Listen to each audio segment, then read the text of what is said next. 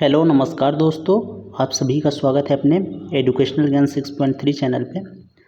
अभी जो हाल ही में मत्स्य निरीक्षक भर्ती जो जारी हुआ है, जिसका पेपर सीजी व्यापम ले रहा है, उसके बारे में मैं आप लोगों को विस्तार रूप से जानकारी देने जा रहा हूं। तो अगर आप मेरे चैनल पे नए हैं तो प्लीज़ चैनल को सब्सक्राइब जरूर करिएगा। तो आप देख सकते हो यहाँ पे देखिए, ऑनलाइन आवेदन पत्र भरने की प्रारंभिक तिथि आपको 1/2/2024 यहाँ पे आप देखिए निर्धारित है। और ऑनलाइन आवेदन पत्र भरने की अंतिम तिथि क्या है? 22/2/2024, 22 फरवरी 2024। और अगर ऑनलाइन करते समय कोई त्रुटि हो गया है तो आप त्रुटि 23/2/2024 से आप 25/2/2024 तक कर सकते हो। ठीक है।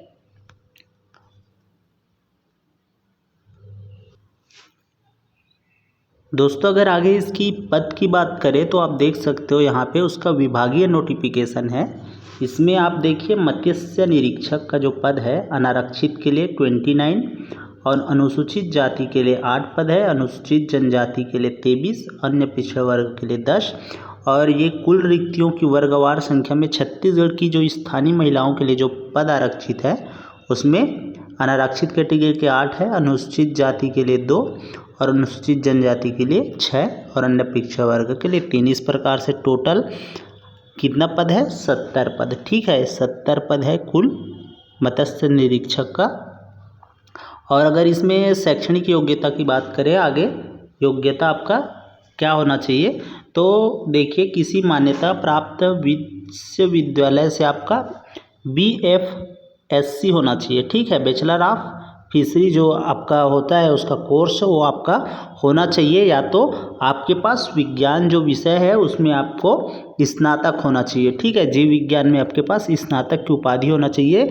लेकिन साथ में क्या बोल रहे हैं देखिए, राज्य शासन द्वारा शासित किसी संस्थान से अंतर्देशीय मत्स्य पाठ्यक्रम में प्रशिक्षण प्राप्त होना चाहिए। मतलब आप छत्तीसगढ़ शासन द्वारा जो फिशरी का जो प्रशिक्षण होता है उसमें आप प्रशिक्षित होना चाहिए, आपके पास उसका प्रमाण पत्र होना चाहिए, तभी आप इसके लिए क्या कर सकते हो? फॉर्म भर सकते हो, तभी आप इसका पात्रता रखते हो। ठीक है।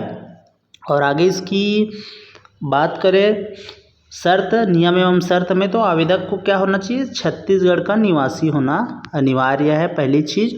और आयु सीमा की बात करें तो मत्स्य निरीक्षक पद के लिए अभ्यर्थी ने दिनांक 1/1/2024 को कितना वर्ष?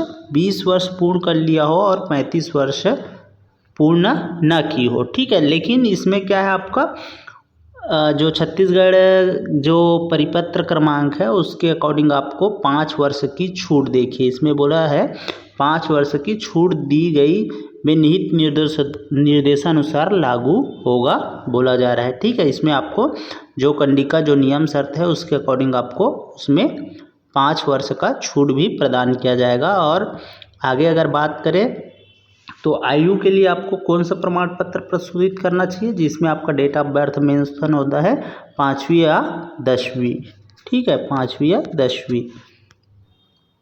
आगे और बात करते हैं अपन, जो इम्पोर्टेंट फैक्ट है वही चीज़ मैं आपको बताने जा रहा हूँ जो आपके लिए मुख्य है। ठीक है। चयन प्रक्रिया की बात करें तो चयन प्रक्रिया आपका सीजी व्यापम द्वारा क्या होगा? पेपर लिया जाएगा, उसके आधार पे आपका मेरिट लिस्ट जारी होगा।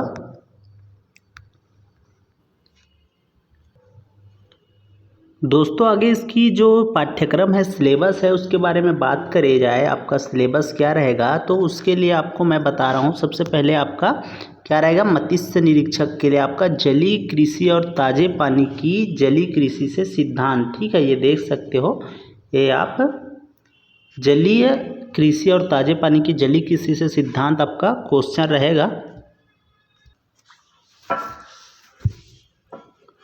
दोस्तों, इसका जो पेपर होगा वो 100 नंबर का होगा। सबसे बड़ी मुख्य बात है, इसमें आपका 100 क्वेश्चन रहेंगे और पर क्वेश्चन के लिए 1 नंबर आपको दिया जाएगा। और दूसरी बात, आपका माइनस मार्किंग रहेगा इसमें, 1/4 का माइनस मार्किंग भी रहेगा इसमें। ठीक है।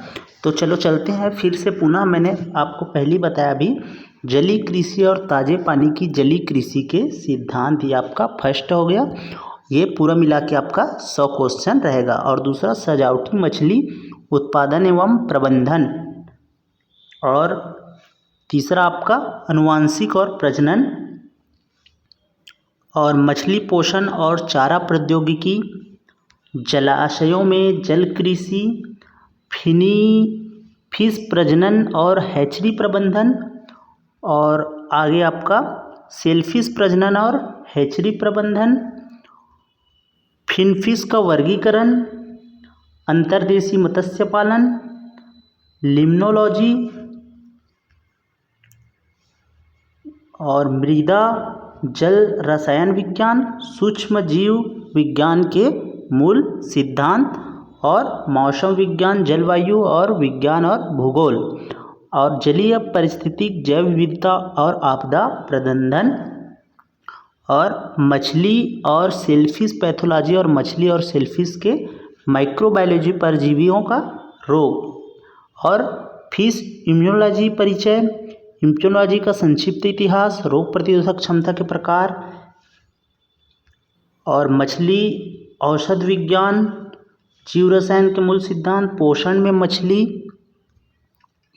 और पोषण में मछली का ये पूरा आपका विस्तृत ये सब आपको जो रहेगा आपको विस्तार रूप से अध्ययन कर लेना है, और इसी के अकॉर्डिंग आपको अपना तैयारी करना है।